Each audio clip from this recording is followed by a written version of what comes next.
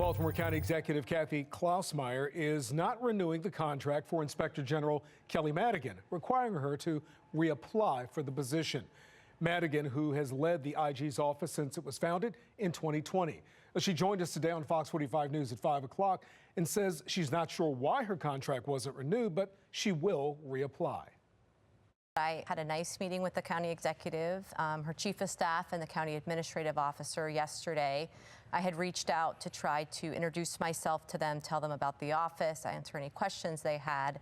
And at the end of that meeting, they gave me a letter indicating that they were going to post the job, and I was welcome to reapply.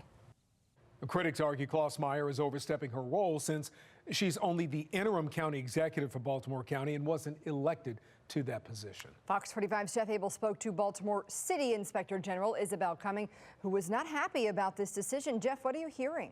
That's right. Cumming is actually calling the action shameful. And tonight, no one can seem to explain why the woman who has rooted out waste, fraud, and abuse in Baltimore County is now being told she must reapply for her position.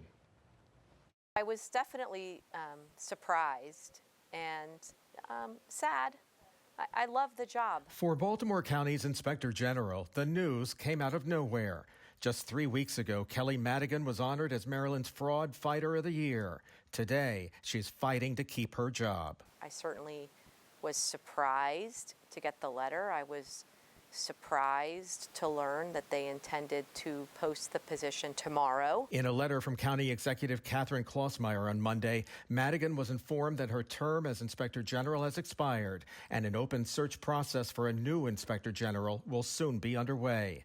Writing, "I would encourage you to apply for the position if you are interested in remaining with Baltimore County government." What is this about? I don't know. You'd have to ask the county executive. Madigan has spent the past 5 years weeding out fraud, waste, and abuse in Baltimore County. She's even investigated high-ranking county officials.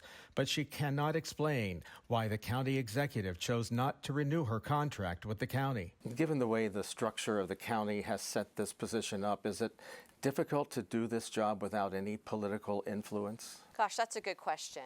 I can answer it this way, to say that I think there's kind of no perfect recipe on what makes an Inspector General independent. For her to want to throw out the watchdog, the citizens' watchdog, is shameful, plain and simple. Baltimore City's Inspector General Isabel Cumming says those who serve as Inspector General should never be held accountable by the politicians who they often investigate. Cumming's office is overseen by an independent board with no political ties. Baltimore County's office is not. The Inspector General is truly the people's watchdog. And so to have an independent Inspector General, you need an advisory board made up of the people. In a letter from County Councilman Izzy Patoka, he urged the county executive to reconsider her decision, saying Madigan has done an outstanding job and has worked hard to understand the nuances of each county agency. Madigan, meanwhile, is preparing to reapply for the same job she's held for the past 5 years. It's hard to reconcile it with all of the hard work we've been doing. I look forward to reapplying for the job. Madigan's contract actually ended in January. The county had the option of extending it for another 4 years, but the interim county executive chose not to. Jeff Abel, Fox 45 News.